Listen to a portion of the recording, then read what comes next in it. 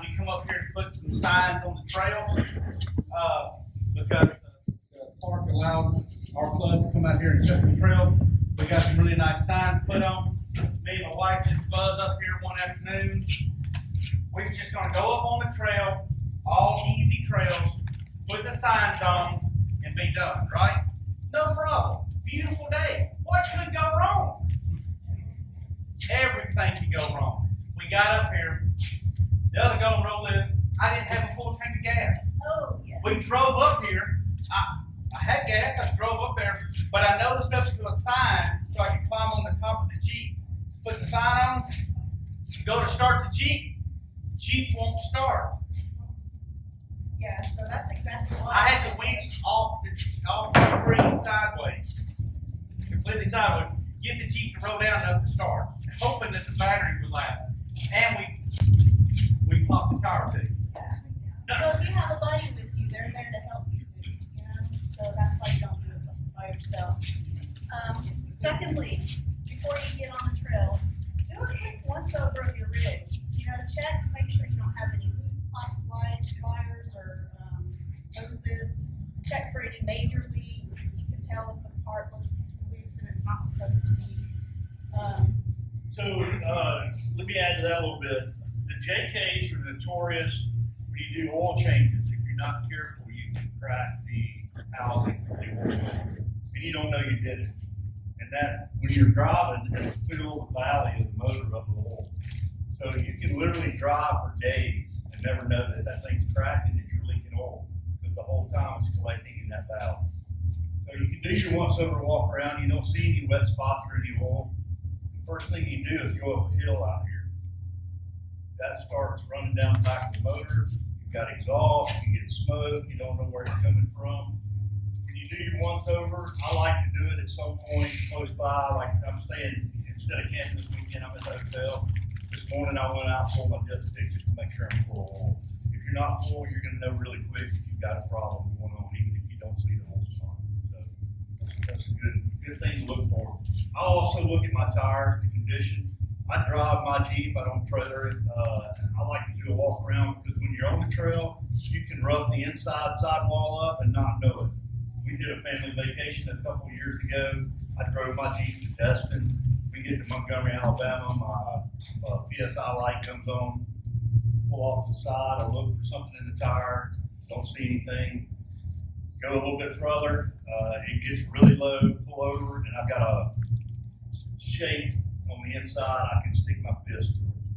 All of a sudden, it pops while I'm sitting there looking at it. So check of these pipes are really good. Not just after you come off before you go on the trail. So another thing you want to do while you're doing that once over is check to make sure that you've got all your safety gear, your fire extinguisher, everything is on there. Make sure everything is strapped down. Because the last thing you want to do is have everything, you know, jumbling up everywhere because you know you're going to be bouncing a lot. And so your equipment inside your Jeep is going to be mobile and you don't want that. That can be, you know, a safety issue too. So just kind of make sure everything's strapped in, secure. And at the same time you're doing that, there's certain things that you want accessible to. Even though this stuff is strapped down, you want your first aid kit accessible. You want your D-rings and your recovery gear accessible. If you get off camera on a trail, you're in a bad spot, you don't want to have to sit there 15 minutes while somebody else is trying to dig through the back of your Jeep while you've got your foot on the brake, trying to keep your Jeep from turning over. Have everything accessible but strapped down. So anybody got any questions about this so far? I have a question for you guys.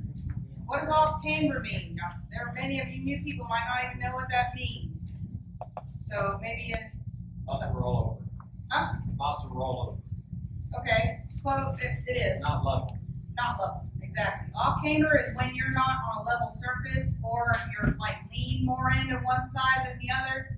So I've been kind of like picking up on some of us. If we're saying terms that you guys don't understand, you know, it's almost like, you know, being a nurse, I'll say things like I catch myself a laceration and might not know what that means, you know. So if you don't know what we're saying, please ask. Yeah, definitely. All right, so the next thing that we're going to discuss is disconnecting your sway bars. When you do this, it makes it where your tires can be a little more Does articulate. anybody know what that means? What is a sway bar? Yeah. So a sway bar is a device that comes factory. You have one on the front, one on the rear, and it reduces body roll while you're driving on the street. What it does off-road is it limits flexibility of your suspension. So it will not let it twist and torque. So when the term disconnect is there's several ways to do that. I'll let Okay. kind of go through those. Yeah, if you have a stock vehicle and you don't have quick disconnects, you have just a regular sway bar connect. You can buy, there's several different kinds. You've got your anti-rock sway bar kit, which makes it where you don't have to physically go up under your vehicle to disconnect your sway bars. And then you can buy JKS. Quick disconnect. Quick disconnect links. Disconnects. Yeah, there's many different brands out there. And it makes it where you just go under there and you pull a couple of pins and then just tie your sway bar up. You're good to go. So when Robin first started coming out to full wheel with hers, she would use the factory links and just unbolt them and strap them up. So you don't have to buy anything to try out and see what you like.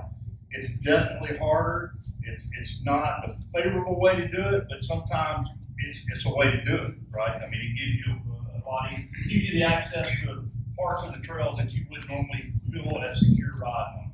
The quick disconnects, like Dan said, they're bolted on one end usually, and they have a pull pin on the other end. You can pull the pin, they swing up out of the way, and they'll have an attachment point, or you can put a wire tie or something like that to keep it up out of the way.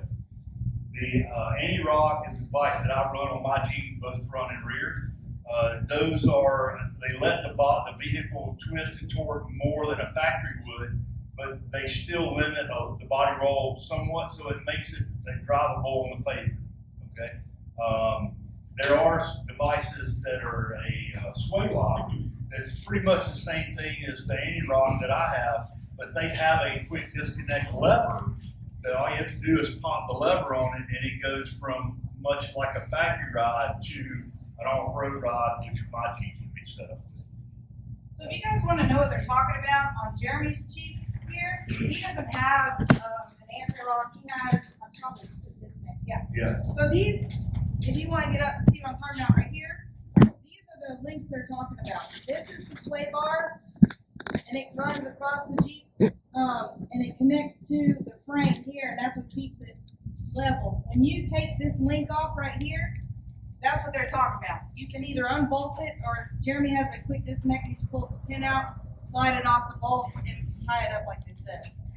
And if you don't know what system, if you want to look at that and start going down that avenue and look into it, ask anybody. Look at what everybody's got. Ask them why they like that or why they use that. Talk to some of our sponsors that deal with this every day, and they make great recommendations. Because every Jeep can be different depending on if you've got a lift, what brand lift it is, how soft the springs are, the tires, whether it's a coilover lift or a full spring lift. There's a lot of different things that'll change how a vehicle reacts depending on which one. Two-door, four-door. Yeah, two-door or four-door, yeah. JK. JK, TJ, YJ, there are springs, full spring versus leaf spring. So many different variations. You can't just say this is the best one, because it might be the worst one for your Jeep. So. I've got one thing to add, Kevin. Since there's a lot of people here with JLs and a lot of JL Rubicons, they have electronic sway bar disconnect, and that adds in a motor on the front that can get bashed up. So you can still manually go in if your motor fails, but if you don't know how to do the electronic part, it's push button. Once you're in, there's criterion around it that's in the manual, but less than 30 miles an hour you have to be in. So with the Rubicon, you have to be in 4 low to disconnect the sway bar. And we're going to go through that a little bit as well too. But I appreciate you bringing that That's up. knowing your vehicle. That's right. That's knowing your vehicle. You've got to be, like I said, under 30 miles an hour. You got to be in 4 low to get the disconnect on the Rubicons to actually operate. You get an indicator on the dash indicating that it is either locked or unlocked. And it'll reconnect itself if you go faster than 30 miles an hour. So that caught me off guard one of the first times, because you get a section of the trail where it was a Wind Rock doing Panther Rock, and kind of churning through to get to the next set of obstacles. and it reconnected, and as the ride. So Skynet taking over. yeah. So the Skynet and the When Rubicon. it start doing things on its own, it's a problem. So, and I'll just say this real quick too. I use the anti-rock because I'm one of these guys that I forget things, okay? And I don't have to think about it. It's keep it simple, stupid to me. You know, I just go, I get here, I go off-road. Holly was out west a couple of years ago wheeling. She had the Rubicon sway bar that had been converted from the push button to a manual lever because the motor broke on it. She sent a video, posted a video on her page, and I texted her back and said, Holly, what's wrong with your sway bar? Because you're not flexing out. She was carrying a tire off the ground going through an obstacle. She said, I don't know, maybe it's not working. I said, how about just checking the button? You know? So she literally forgot to unhook the sway bar, you know. That's why I have anti-rock now, because It- I forget shit too, so I'm like, I have anti-rock now. And these Jeeps, a factory Jeep is very, very capable when you unpin it and allow it to work. Yeah, absolutely. So you got to keep in mind that when you buy these vehicles, and it doesn't matter what year you're driving, they had to be driven on the road. And you've got an auto manufacturer that, you know, they want to boast about the most capable vehicle in the world, right? Well, that's true, but you also have to drive at 70 miles an hour down the interstate. So they're not going to give you full capability. It has, but there's a little bit of tweaking that we do on our end to make it work. And this is one of the most important things to get you through some of the bad stuff and see what they're really capable of. And to be honest, nothing, and we go to this intentionally, right? You guys just learned about this. Nothing that we're doing today, you have to be disconnected for. Right. You're fine being connected. We're not getting anything. And I will say, for you all that are just starting out, you shouldn't be on trails that are overly capable, and then build yourself up to that. Learn how your Jeep moves and articulate on the easy trails, and then slowly build up to that. Don't think that you have to go out tomorrow and get, a $500 set of anti-rock arms so you can do what you need to do. Very, very good point. Or how about being in Colorado and driving a very difficult trail and getting? Does that happen for you? Yes, it has, didn't it, Rich? All right, so the next thing we're gonna discuss is airing down your tires. When you air down your tires, it's to gain traction. Give us a time out. Oh, time out. Does anybody know why you would want to air down your tires when you go on the trail? All right. If you don't, what you do, you air down your tire, it increases the footprint of the tire. When you make the footprint of the tire bigger, you get better traction. Yeah, and if you're going, up against a rock, you're not gonna bounce, there's less bounce back as well. It'll more bite the rock rather than, bounce you back. I guess It'll also cut down on puncture of sidewalk too. A fully aired up tire is more rigid, and the aired down tires will flex more. So if you get up against a sharp rock or a crevice, the sidewall will give more if it's aired down. Yeah, and everybody likes to air down to a different level, and it also, depends on what size tire you're running. So I've got a couple of tools that are available to use as an air down. Scott showed one earlier. It's just a simple tire gauge, right? And he also mentioned that in a simple tire gauge, you have to, if you're going to use one to air down with, they don't all go down below 20 psi. So if you're going to use that, make sure and check it before you purchase it that it will go down below to a low psi reading. So that's one and probably the cheapest way. O'Reilly and AutoZone, they all have those right on the counter. You can pick one up when you go out, but just check it. AutoZone doesn't have it. Some So of back them first. No, O'Reilly. O'Reilly? I work Okay. for O'Reilly. There you go. And that's a good thing, because O'Reilly, actually, we have if you're in our club, we have an account set up with O'Reilly, and we get our discounts there, so they do a great job, and I know they like it. Another way to do it, this brand that I have are JT Brooks. They're deflators. You screw onto the valve stem. It has a gauge on it, and it has a readout, a PSI readout on it. So you can set the PSI that you want to achieve on the tire. You just screw this on and walk away. When it gets to that PSI, it quits deflating, you unscrew it, and you're done. Okay? Again, it kind of keeps it simple. Another brand that I use, and I use this also as an inflator or a deflator. This brand is an ARB. It's got a mechanical readout. It's not a digital readout, but you can screw this onto the tire. You can actually unscrew the valve core, release air, which is probably twice as fast as a simple air pressure gauge, just pushing the valve stem in.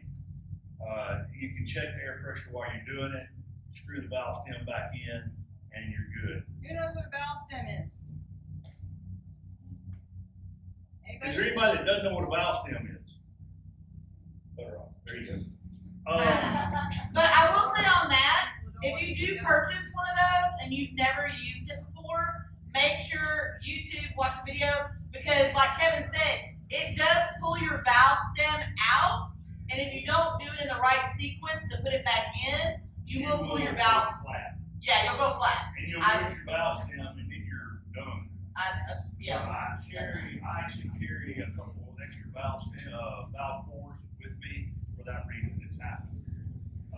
So that's the other reason why when you get a cool toy, practice it at Absolutely. home in the pavement, in And the garage. don't be scared to ask somebody. I ask a million questions, and I've ridden guys, from all over the country. I ask a lot of questions about everything. Another device that I use for air up and air down is a digital gauge. Now there's several companies that make them. This one was ARBs when it first came out. It's got a digital readout. I can just hook this on the tire stem. I don't have to hold it on there. It'll latch to it, and it automatically gives me a digital readout of what my PSI is, and it's increments of a half pound.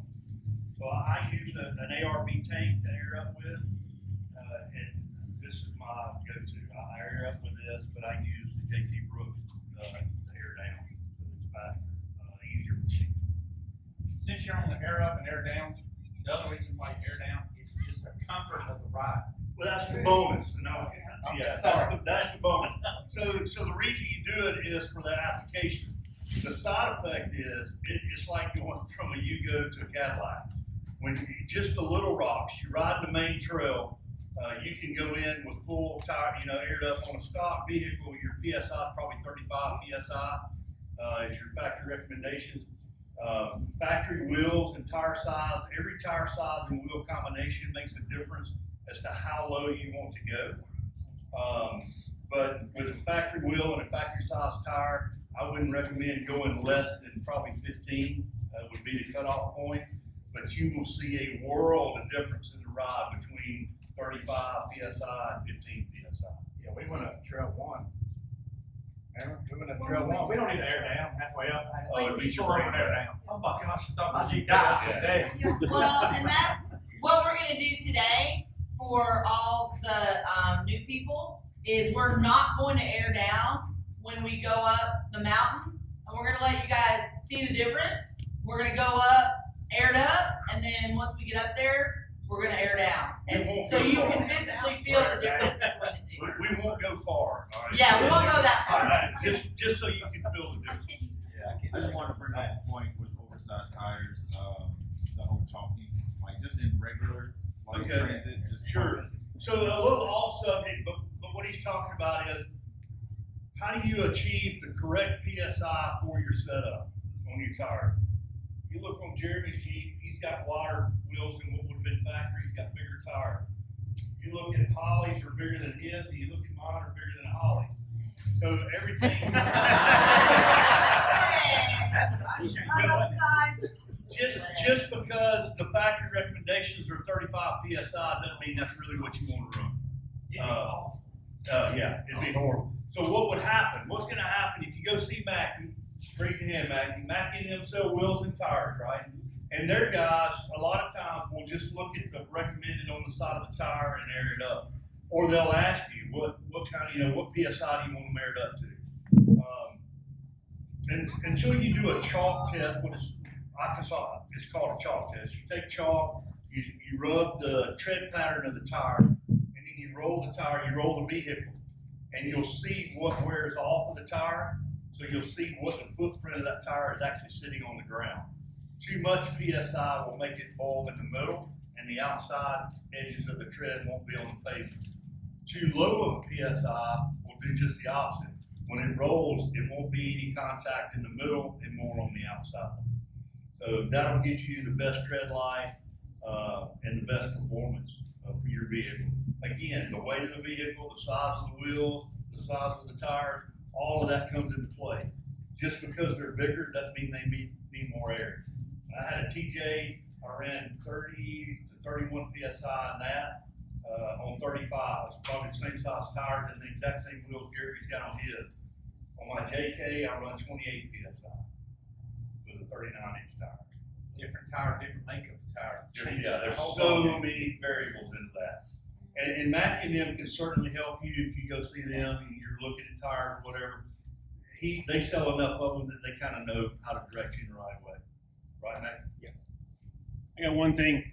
Your deflators have a gauge. Not all the screw-on deflators have a gauge. So if you're going to borrow some because you don't have someone, ask them what they're set to. Mine go to 8 PSI. You don't necessarily want to do 8 PSI on a stock wheel. So ask the person before you borrow, do you know what PSI it's going to go to? Because you don't want to get down to, where you might get yourself in trouble. Because there's not a label on them. So unless you've labeled them in some way. If you have a way. label, I wouldn't try. I mean, to me, that's a reference point. Yeah. I set it where I want it, I put it on, I let it be played, then I check it, see what it really is, and I adjust to there. I think mine are set between 13 and 15, and it gives me right at 12 is what I run on mine. Well, because with Beth and I both having deeps, our deflators look the same. Hers are to 14, mine are to 8. So we have to make sure we get the right ones because we don't want to be doing the different thing. And I air down differently based on the trail and terrain that I'm going on. Not all trails are created equal. Right, very true. I do myself too. I get a lot more aggressive the more aggressive the trail is going to be, meaning I let more air out the more aggressive the trail is going to be. And when you let more air out, what does it do to your vehicle? It drops it down. So if you're running a real small tire and you let more air out, you're getting closer, your ground clearance decreases. So you have to be aware of that when you're winning. Absolutely. You'll start bumping, you'll know. And a lot of that comes from seat time. The more seat time you put in on the trail, the more you learn your vehicle and the reactions of all that is what it does. Okay, so we have inspected our vehicle, we've disconnected, we've aired down. So now you've got to get with your group of friends and plan your route. Make sure you know where you're going, because sometimes people can get lost, Even and if you know where you're going, you can get lost. right, that's true. Very true. So plan your route. Make sure everybody has an idea of what the plan is for the, and even communicate, when you're going to take breaks or. With that being said, your CB radio,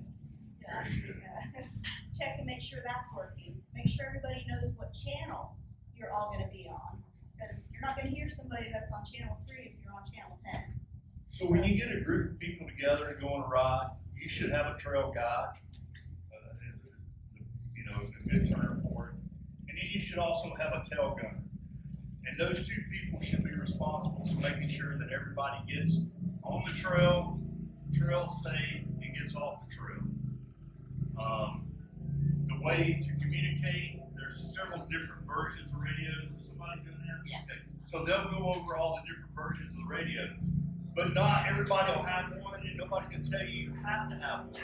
But if you don't, and they'll go through this too, but stagger yourself through the group so that if somebody does have a problem, somewhere in that group, somebody will catch you, not just the front person and the back person.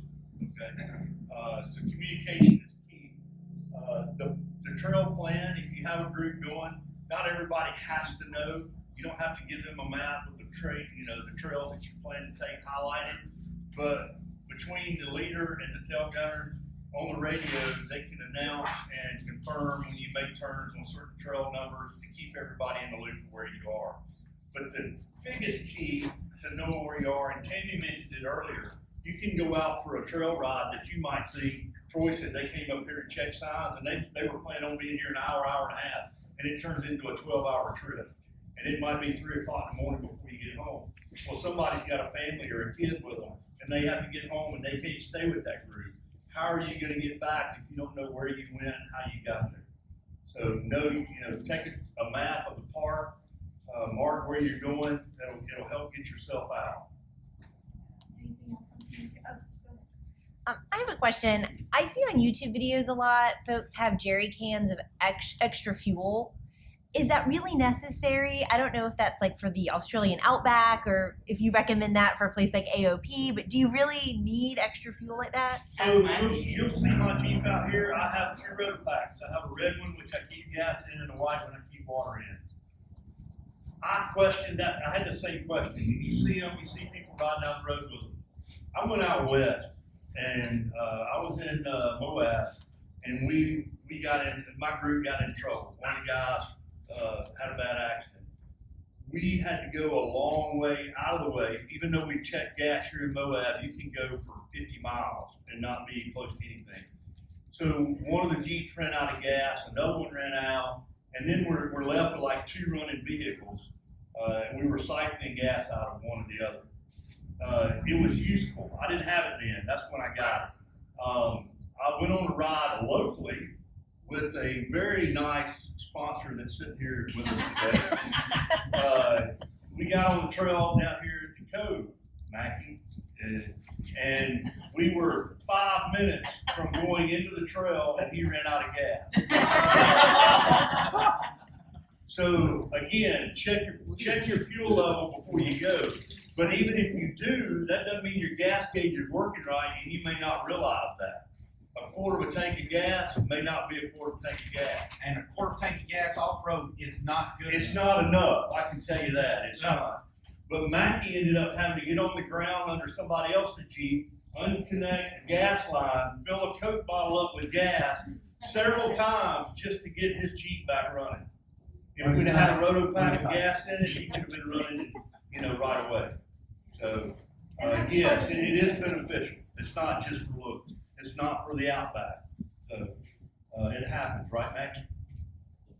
That being said too, even if you have gas, if you get off camber, you're on a really steep incline sometimes, the gas, and you'll notice today that your gas gauge will fluctuate because the gas is moving in your tank at these really extreme angles. And you might be at an angle, and this happened when we were in Colorado, to Matt, back, I don't know where it was, and it just wasn't getting gas to the engine at that angle. So, having extra gas can come in handy in those instances where you cannot level out your Jeep to get gas to the engine. And that will be Jeep specific as well. TJ's gas tank is located in a different place than the JK is. The JL gas tanks are different than the JK gas tank, even though they're both on the side. A vertical incline where you're going up on the JKs and the JL will affect those more than they will a TJ. An off-camber situation will affect the TJs more than they will the JKs because of where the tank's located and the way the pickup is. Also, the older Jeeps, the YJs, weren't fuel injected. So you can go to a lot of parks today, and there's hills called Carburetor Hill or YJ Hill or Cherokee Hill. It's because they didn't have fuel pumps, and they were so steep that when you get on that hill, your vehicle would quit running. So you had to come up with it. You had to have a full tank of gas to make it work. So yeah, check your gas gauge before you leave.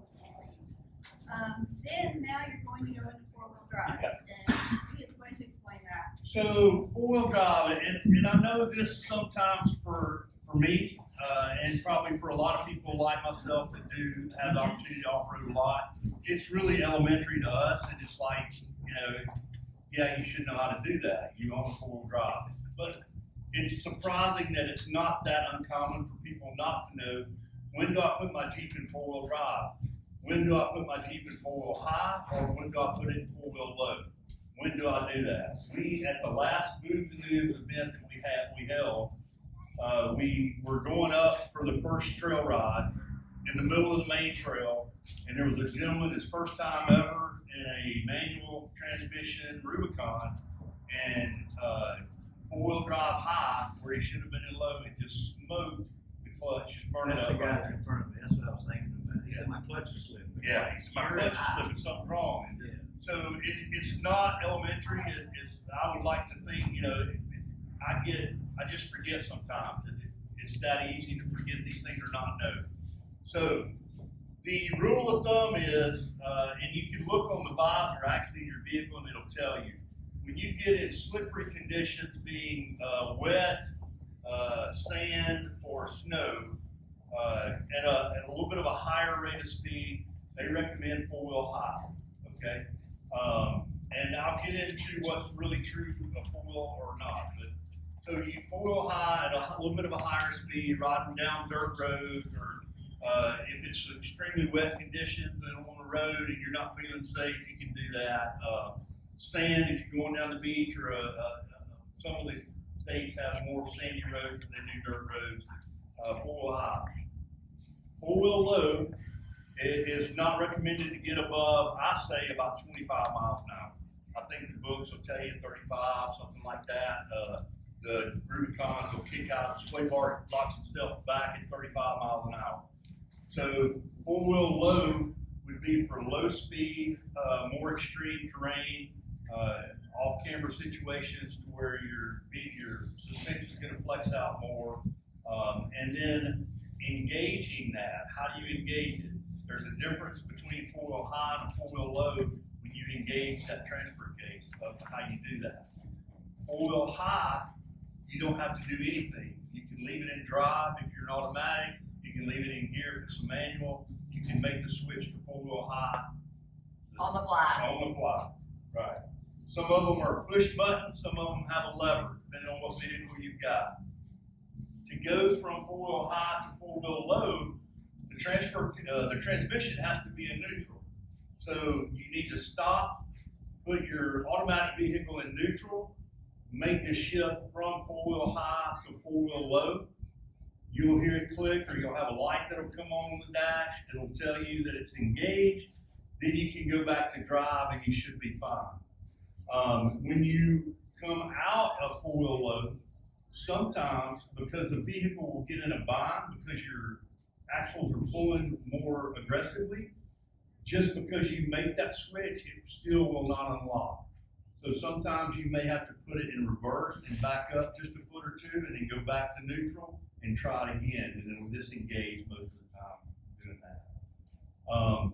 The levers, again, the actuators for this process, some of them have a push button for four high, four low.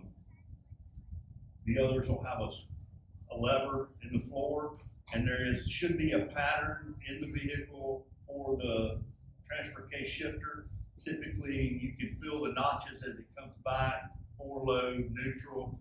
It'll push to one side, two low, four low, excuse me, not two low. There is an option. Some vehicles you can outfit a vehicle with a two low and a transfer case. I actually have that in mind, but that gets aggressive and way down the road. We'll go by that. Some of the older vehicles actually did come with a two low. All right. So who here, by show of hands, has not put their Jeep in four-wheel drive yet?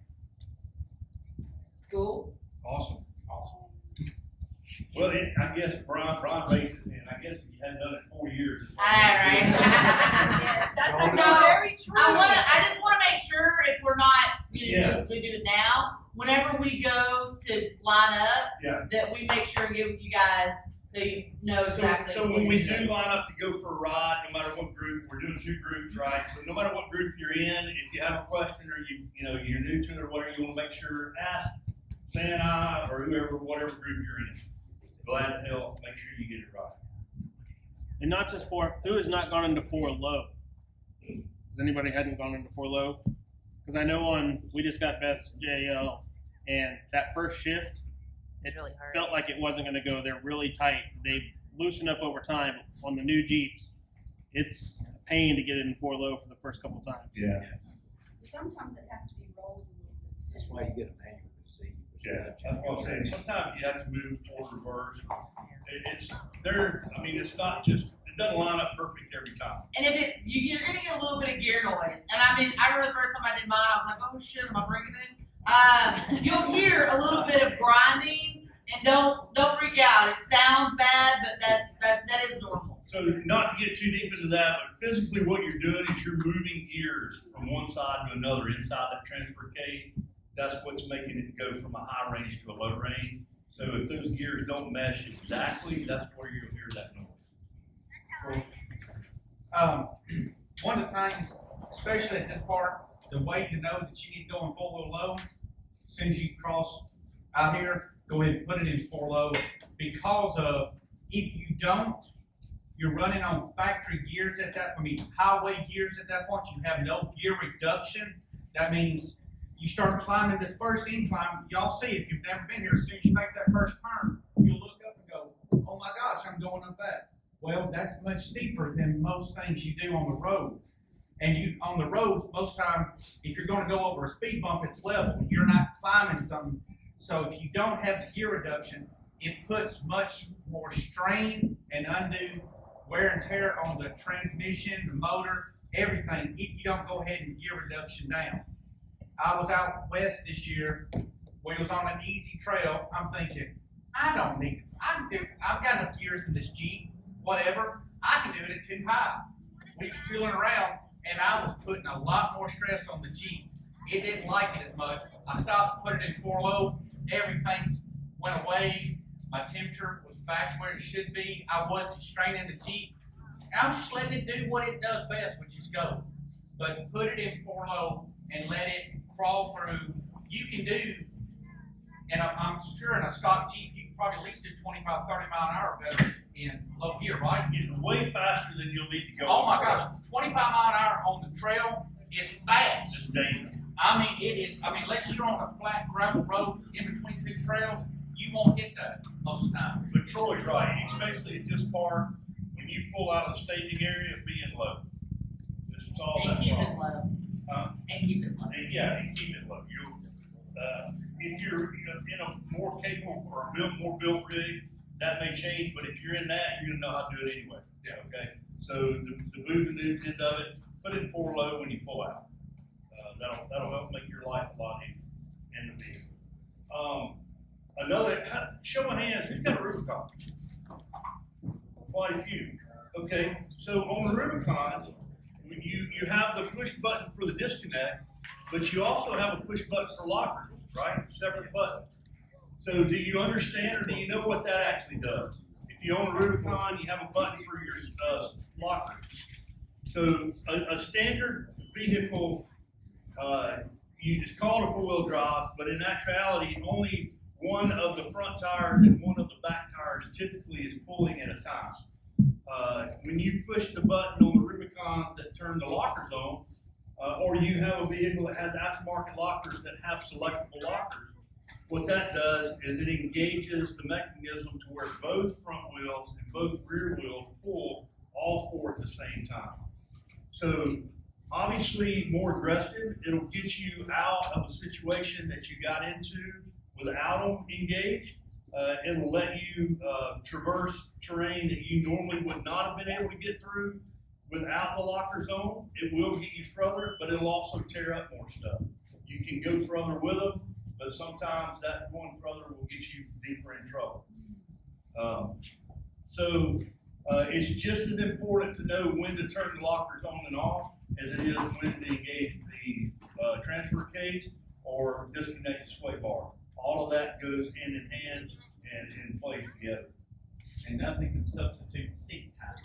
You gotta have time out there to know how to do it. Absolutely. And seat time doesn't necessarily have to be up here at AOP in the rough part of the trail. It's just get up here and ride the green trail. Figure out, feel the vehicle, feel how it reacts when you go across this little washout or go over these rocks. It doesn't take long really to start figuring out how all that stuff kind of works together. I think that pretty much concludes it. Does anybody have any questions? Yes, sir. When you're in four low and you get to a place on the trail where you're gonna stop and turn the engine off, should you take it out of four low before you turn it off? No. Leave it at four low. If you're on the trail, leave it four low the whole time till you get back down to this parking lot. Okay? I will say this, and I meant to touch on this. When you have in the Rubicons, you have the push button for the lockers.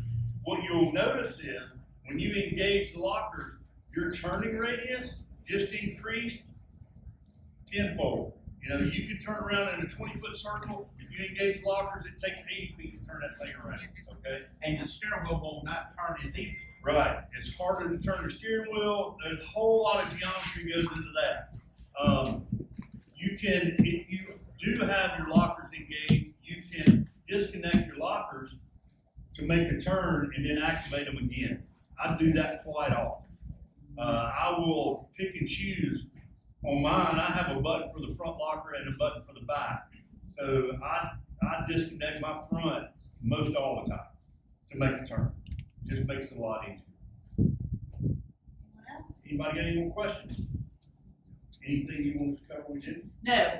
The only thing, you know, when you are new to the sport, everybody wants to know about, oh, I need lockers, I need lockers, I need lockers, I need lockers. No, you don't. Robin, I don't know where she went. She wheeled the shit out of her Jeep with no lockers in it, and she learned a lot about how to maneuver obstacles, what her Jeep does, what it liked, what it didn't like. So lockers are great, and if they come standard Rubicon, they're awesome. But I encourage you to try obstacles without your lockers before you do them with, just to see what you can do and see. You'd be amazed what your Jeep can do without lockers. They're great to have, but in the beginning when you're first learning, you'll be a way better wheeler wheeling without lockers than with them from the get-go. Absolutely. Seat time, wheel without lockers. I did it for 6 years before I put even a limited slip in my first Jeep. Lockers are cool. Cameron, You'll be a better wheeler without. Just to echo what you said and what Holly said, when I had my son coming into the sport, first I had him riding my true off-road rig, and I had to get him out of it really quick, and I got him into a TJ with 33s, open, all-terrain tires. I wanted the most basic of basics for him on purpose to make sure that he knew how to hit all the lines. We call it a line. We go to try to pick in, you're weaving your way, and we drug him through every one of these parts from Middle Tennessee. He was behind us. He was behind big rigs and everything, but I made him stay there. I wouldn't let him get big gears. He had stock 307 gears, regular tires. I made him stay there to make sure he learns how to do it. Then when he got lockers, that allowed him to step up even higher up. But I made sure that he learned the basics from the beginning. Yeah, you'd be amazed at what your Jeep can do. We've had some on rides that had drive-out tags. You go buy a Jeep, drive it off the lot, you can come out. It does a lot of things, just as it is. Really cool when you have drive-out tags on the Yeah, and I mean, and it's good to find out exactly what you can do You're really cool. Yeah, with a stock Jeep before you start adding and seeing what you need. Yeah. Any other questions about four-wheel drive, air down? And we'll get into a lot of this when we actually line up to get on the trail, which I know everybody's super jonesing to do. Please, please, please, I cannot stress enough, grab somebody with a pink bandana or just whatever. If you're not sure what you're doing, we are definitely here to help. Get your Jeep where it needs to be before it gets up on the trail.